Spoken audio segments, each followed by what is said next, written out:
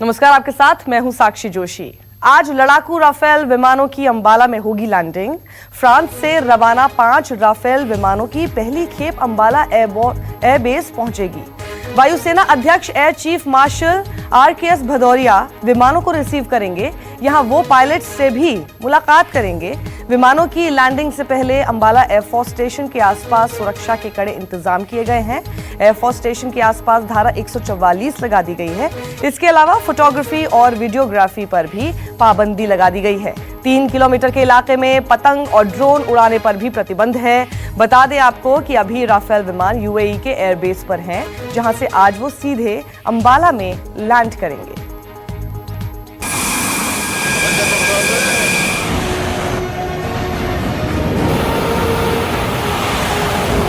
बहत्तर साल से देश की सेवा कर रहा अंबाला एयरबेस राफेल के स्वागत के लिए पूरी तरह से तैयार है।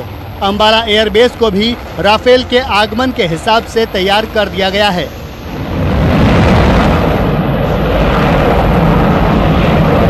राफेल विमानों के भारत आगमन के मद्देनजर अंबाला एयरबेस के लिए सुरक्षा के बंदोबस्त भी कड़े कर दिए गए हैं। अंबाला एयरबेस के 3 किलोमीटर के दायरे को नो ड्रोन जोन घोषित कर दिया गया है। एयरबेस के 3 किलोमीटर के दायरे में ड्रोन या अन्य किसी तरह की उड़ान पर पूरी तरह पाबंदी रहेगी। अगर कोई इसका उल्लंघन करता है तो उस पर एक्शन लिया जाएगा। हमेशा से सुरक्षा के दायरे में रहने वाले इस इलाके की किलाबंदी कर दी गई है। सुरक्षा एजेंसियों की हर यूनिट पूरी तरह से तैयार है। सिक्योरिटी के पॉइंट ऑफ व्यू से अंबाला पुलिस हमेशा तत्परता से तैयार है और किसी भी प्रकार की सिक्योरिटी में लैप्स तो पहले से ही बर्दाश्त नहीं है। लेकिन राफेल के संबंध में पहले से ही प्रशासन की तरफ से चिट्ठियां जारी हैं कि पक्षियों को दाना नहीं डालना है, no fly zone, no drone zone area है। और पहले भी आपको पता है कैंट एरिया तो वैसे ही सेंसिटिव है, इसलिए वहाँ पे ड्रोन तो वैसे ही अलाउड नहीं है। जो सिक्योरिटी जोन है उसमें ना तो ड्रोन को उड़ना अलाउड है, ना उड़ाना अलाउड है, ना फोटोग्राफी अलाउड है। लेकिन राफेल को देखते हुए 3 किलोमीटर के दायरे में सुरक्षा की लेयर कई गुना बढ़ा दी गई है। 3 किलोमीटर के दायरे में कोई भी शख्स परिंदों को दाना तक नहीं डाल सकता है। फोटोग्राफी की भी मनाही है। इससे अंदाजा लगाया जा सकता है कि राफेल के आने से पहले सुरक्षा कितनी कड़ी कर दी गई है।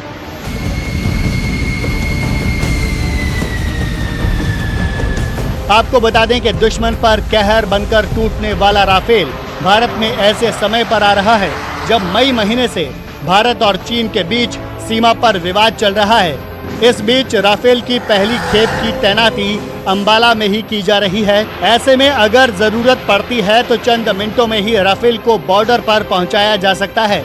यानी अगर दुश्मन कोई गुस्ताखी करता है तो उस पर एक्शन करने के लिए पूरी तरह से तैयारी है।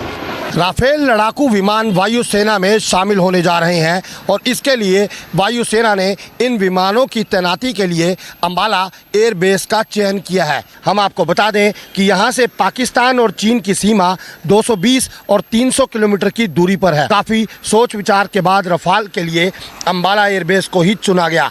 राफेल के आने से हर कोई गर्व महसूस कर रहा है।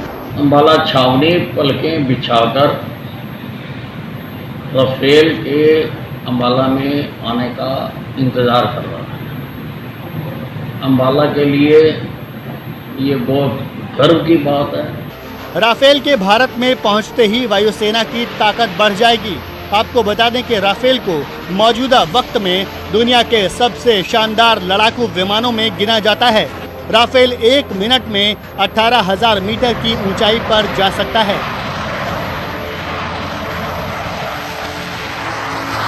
राफेल में 3 तरह की मिसाइलें लगेंगी। हवा से हवा में मार करने वाली मीटियोर मिसाइल, हवा से जमीन पर मार करने वाली स्कैल्प मिसाइल और तीसरी है हैमर मिसाइल। इन मिसाइलों से लैस होने के बाद राफेल काल बनकर दुश्मनों पर टूट पड़ेगा। कमलप्रीत की रिपोर्ट, अंबाला, न्यूज़ 24। तो कुल 7,000 किलोमीटर का जो फासला है वो तय करते हुए आ रहे हैं ये राफेल विमान, जिसमें कि 3 हैं जो कि सिंगल सीटर हैं और 2 ट्विन सीटर हैं। इनकी 2 double seater aircraft, 3 single seater aircraft हैं। साथ ही 7,364 टू बी प्रिसाइज किलोमीटर की हवाई दूरी तय करेंगे। आज पहुंचेगा अंबाला एयरबेस और इसीलिए सबकी निगाहें वहीं पर टिकी हुई हैं, लेकिन किसी को निगाहें रखने का बिल्कुल भी अधिकार आज नहीं होगा, क्योंकि कानूनी रूप से ये मना कर दिया गया है। वहां पर आसपास में रहने वाले सभी लोगों को छतों पर भी नहीं निकल सकते, किसी तरह की वीडियोग्राफी या फिर फोटोग्राफी नहीं करेंगे। आज एयरबेस पर आ जाएंगे और उसके एक हफ्ते के अंदर उन्हें तैनात कर दिया जाएगा लद्दाख में। 12 पायलट्स हैं जिनको पूरी ट्रेनिंग दी गई है। 36 विमानों के समझौते की ये पहली खेप है जो कि आ रही है, जिसमें कि 10 विमानों को भारत को सौंप दिया गया है, लेकिन जो 5 विमान हैं वो अभी आ रहे हैं। जो 5 बाकी हैं वो बाद में सौंपे जाएंगे। और अभी जो बाकी 5 विमान हैं उनके लिए ट्रेनिंग इस वक्त हमारे पायलट्स की हो रही है। अब आप सोचिए कि कितनी मुश्किल ट्रेनिंग भी इन सभी पायलट की होती होंगी और कितना ज्यादा एयरफोर्स के लिए इसका शामिल होना कितना महत्वपूर्ण हो जाता है, वो इसकी सारी खूबियां ही आप देखकर समझ सकते हैं। हैमर मिसाइल और लेजर गाइडेड बॉम्ब की ताकत भी अब राफेल में होगी। पहाड़ों में छिपे दुश्मनों को ढूंढकर मारने में सफल है राफेल। ये सब कुछ कर सकता है। ऊंचाई वाले इलाकों की सबसे खतरनाक किलर मशीन आप राफेल को कह सकते हैं। और हमारे साथ रमन कुमार जुड़ गए हैं। रमन, इस वक्त स्टेटस क्या है ये 5 ही विमानों का?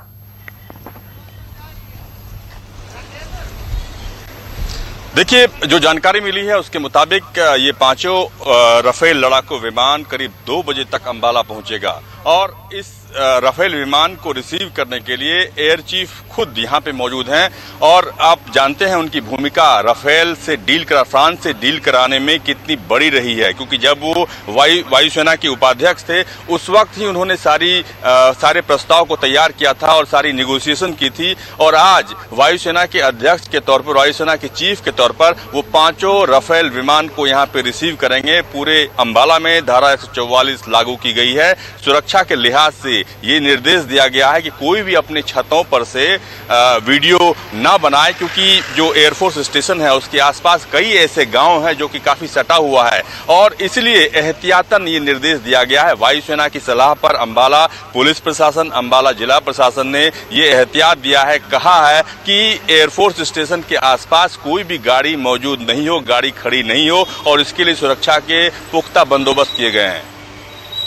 जी रमन, मैं चाहती हूं एक बार अगर आप ये भी हमें समझा पाए कि अंबाला एयरबेस स्ट्रेटेजिकली कितना इंपॉर्टेंट हो जाता है कि अगर फ्रांस से राफेल आते हैं तो भारत में अगर कहीं पर लैंड उनको कराया जाएगा तो अंबाला एयरबेस पे कराया जाएगा।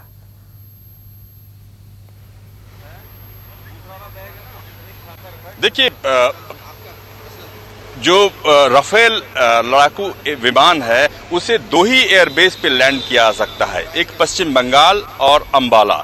अंबाला का स्ट्रेटजिक काफी ज्यादा महत्व है, क्योंकि इससे पहले भी जब भी युद्ध हुआ है, चाहे भारत पाकिस्तान के बीच युद्ध हुआ हो या भारत चीन के बीच युद्ध हुआ हो, अंबाला एयरबेस ने उसमें बड़ी भूमिका निभाई है। और आज ही मैं किसी अखबार में और कुछ लोगों से बात कर रहा था, तो जो पाकिस्तान से जब लड़ाई हो रही थी तो कुछ आर्मी के ऑफिसर्स और आर्मी के कुछ महत्वपूर्ण लोग यहाँ पे, एक चर्च है, यहीं बैठक कर रहे थे और पाकिस्तान के आला अधिकारियों को, पाकिस्तान के सैन्य अधिकारियों को इसकी भनक लगी और उन्होंने उस पर हमला किया। लेकिन उससे पहले ही उन्हें इस बात की जानकारी मिल गई और वो चले गए। वो चर्च भी मैं कुछ देर के बाद आपको दिखाऊंगा कि वो चर्च उसी हालत में है। चर्च को काफी नुकसान पहुंचा, लेकिन हमारे एयरफोर्स के जांबाज अधिकारी वहां से निकलने में कामयाब रहे। चूंकि इस एयरफोर्स का जो ये राफेल एयरक्राफ्ट है उसमें अभी 5 एयरक्राफ्ट आ रहा है, लेकिन अभी 2 साल के बाद तक 2021 के अंतिम तक कुल 36 एयरक्राफ्ट को आना है, जिसमें से 18 अंबाला और 18 पश्चिम बंगाल के एयरबेस पे रहेगा। यानी कि चीन और पाकिस्तान की जो सीमा है वो सीमा करीब 268 किलोमीटर के आसपास पड़ती है और इसीलिए ये कहा जा रहा है कि एयरफोर्स चीफ ने एक इंटरव्यू के दौरान खुद ही इस बात को कहा था कि राफेल के आने के बाद, भारतीय बेड़े में शामिल होने के बाद पाकिस्तान और चीन की मुश्किलें काफी बढ़ेंगी, क्योंकि इसमें अत्याधुनिक ऐसी मिसाइल टेक्निक है जिसका इस्तेमाल भारत करने के बाद पाकिस्तान और चीन के लिए काफी दिक्कतों का सामना करना पड़ सकता है। एक्टर सुशांत सिंह राजपूत की मौत के मामले में मुंबई पहुंचकर पटना पुलिस ने अपनी पड़ताल शुरू कर दी है। सुशांत के पिता ने इस मामले में पटना के राजीव नगर थाना में रिया चक्रवर्ती के खिलाफ आपराधिक मामला दर्ज कराया है।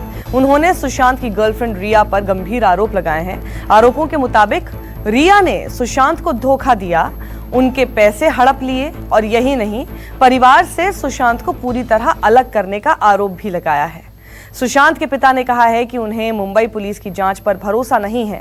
इसके बाद मामले की जांच के लिए पटना से 4 सदस्यों की टीम को मुंबई भेजा गया। मुंबई पुलिस सूत्रों के मुताबिक बिहार पुलिस ने मुंबई पुलिस के अधिकारियों से मिलकर लेडीज कांस्टेबल दिए जाने की मांग की है। इसके अलावा बिहार पुलिस से भी कुछ महिला कांस्टेबल मुंबई पहुंच सकती हैं। हमारे साथ हमारे संवाददाता उमेश शुक्ला हैं जो कि रिया के घर के बाहर से मौजूद हैं। उमेश, रिया पर जिस तरह के आरोप लग रहे हैं, जाहिर सी बात है कि उनका परिवार इस पर कुछ नहीं बोल रहा होगा, लेकिन क्या ये आपको पता चल पाया है कि किस तरह के आरोप सुशांत के परिवार वाले रिया पर लगा रहे हैं? और शुरुआत में ये आरोप नहीं लगाए थे, ये अभी उनको ऐसा क्या बातें पता चली हैं जिसके आधार पर अब उन्होंने ये मामला दर्ज कराया है? जी सही कहा आपने। आज करीब 45 दिन हो गए, 1.5 महीने हो गए। उसके बाद सुशांत के पिता के सिंह ने उनके ऊपर आरोप लगाया है कि उन्होंने उनके साथ धोखाधड़ी की है, उन्हें मजबूर किया है परिवार से दूर रहने के लिए। इसकी वजह से सुशांत अपने परिवार से कटे रहते थे। उनके पैसे को लेकर भी सुशांत के पिता का कहना है कि पैसे को लेकर भी धोखाधड़ी की गई है। तो इस तरह मिला जुला कर सुशांत के पिता का ये कहना है कि रिया चक्रवर्ती ही सुशांत के डिप्रेशन की असली वजह थी। और करीब आज 45 दिन हो गए हैं, उसके बाद सुशांत के पिता का इस तरह सामने आकर ऐसे आरोप लगाना काफ़ी कुछ बयां करता है। और इसके साथ साथ ये भी कहा जा सकता है कि बेटे की मौत से काफ़ी सदमे में थे उनके पिता, जिस वजह से वो अब तक कुछ कह नहीं पाए थे। लेकिन आज करीब 1.5 महीने के बाद सुशांत के पिता के सिंह बाहर आकर खुलकर रिया कपूर पर आरोप लगा रहे हैं। वो ये भी कह रहे हैं कि जैसे बिहार पुलिस को ये बिल्कुल कहा गया है उनके परिवार की तरफ से कि मुंबई पुलिस पर हमें भरोसा नहीं है। मुंबई पुलिस का इस पर कुछ कहना? जी मुंबई पुलिस का इस पर कोई कहना नहीं। उनका ये कहना है कि वो पूरी तरह बिहार पुलिस के पूरी तरह समर्थन करेंगे, उनका सपोर्ट करेंगे। जो भी जांच के लिए जो भी जरूरी दस्तावेज या जो भी जरूरी काम हो उसके लिए पूरी तरह उनका सहयोग करेंगे। उनकी इस पूरी जांच में पूरा उनका साथ देंगे। ये जो आरोप लगाया है रिया पर कि उसको प्यार में फंसाकर पैसे निकाले, ये कितने पैसे निकाले, इसका कोई आंकड़ा उन्होंने दिया? कितने समय के बीच में इन्होंने पैसे निकाले? इस तरह की कोई बातें हैं क्या उस कंप्लेन में? जी, माना जा रहा है कि कुछ महीने पहले रिया कपूर के अकाउंट में सुशांत सिंह राजपूत के अकाउंट से करीब 16 करोड़ रुपए ट्रांजैक्ट किए गए हैं। उसके साथ साथ ये भी आरोप लगते आए हैं कि रिया कपूर सुशांत सिंह राजपूत के अकाउंट से कई बार शॉपिंग कर दी, कई बार उन्होंने शॉपिंग की है, कई बार ये आउट ऑफ स्टेशन या देश से बाहर कहीं ये ट्रैवल करने गए तो उसमें भी सुशांत सिंह राजपूत के अकाउंट से पैसे का यूज किया गया। बिल्कुल उमेश, तो इस बीच एक और बड़ी खबर हम अपने दर्शकों को बता दें कि मुंबई में रिया चक्रवर्ती से उनके घर पहुंचकर मिली उनकी वकील आनंदनी फर्नांडिस।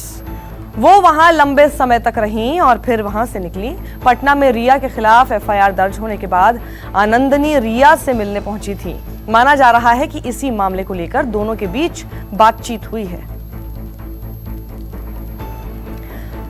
हमारे साथ इस वक्त अमिताभ ओझा हमारे साथ पटना से जुड़ गए हैं। अमिताभ, जिस तरह से जैसे मैं उमेश से भी समझना चाह रही थी, ये जो आरोप लगाए हैं, एफआईआर दर्ज कराई है सुशांत के परिवार वालों ने, इस बीच में उन्होंने बताया कि किस आधार पर बेस्ड है? अब जैसे उमेश बता रहे हैं कि रिया उनके कुछ क्रेडिट कार्ड्स और इनसे शॉपिंग करती थी, पर अगर वो रिलेशनशिप में थे तो हो सकता है कि सुशांत ने अपनी मर्जी से दिए हो कार्ड्स। अब ये आधार क्या है कि वो पैसा हड़प रही थी? देखिए, जिस तरीके से एफआईआर हुई है, जो आरोप लगाए गए हैं वो सही तौर पे नहीं है। उसमें कहा गया है कि 2020 में 2 कंपनी बनाए थे सुशांत ने, जिसमें कि एक कंपनी 2018 में बनाया गया था, दूसरा 2020 में बनाया गया था। उस कंपनी में एक में रिया चक्रवर्ती का भाई उसमें डायरेक्टर था और दूसरी कंपनी में रिया चक्रवर्ती के फैमिली के कई मेंबर थे।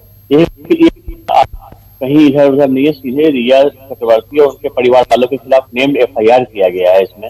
और साथ पे कहा गया है कि वो मानसिक रूप से कहीं बीमार नहीं थे, क्योंकि अगर मानसिक रूप से बीमार होते तो उसमें अधिकार परिवार वालों का होता है, लेकिन इस पूरे मामले में परिवार वालों को कहीं ना भी शामिल किया गया था और नहीं बताया था। पिछले 2 सालों के दौरान सुशांत ने जो भी इन्वेस्टमेंट किए थे वो रिया चक्रवर्ती के कहने पर उनके परिवार वालों के साथ मिलकर किए थे। ठीक है, इस वक्त की बड़ी खबर आपको बता दें जो कि कोरोना वैक्सीन से जुड़ी आ रही है। माना जा रहा है कि अगले 2 हफ्ते में रूस कोरोना की वैक्सीन को मंजूरी दे सकता है। हालांकि अभी भी इसकी टेस्टिंग खत्म नहीं हुई है और सुरक्षा को लेकर चिंता बनी हुई है। आपको बता दें कि रूस, अमेरिका और इंग्लैंड समेत कई देश कोरोना की वैक्सीन पर काम कर रहे हैं और देशों में इसके शुरुआती परीक्षण सफल भी रहे हैं। नमस्कार, मैं हूं मानक गुप्ता। अगर आपको हमारा ये वीडियो पसंद आया हो तो इसे लाइक और शेयर जरूर करें और हाँ, हमें सब्सक्राइब और फॉलो करना ना भूलें ताकि आप देश और दुनिया की कोई खबर मिस ना करें। तो जुड़े रहिए हमारे साथ और देखते रहिए News 24।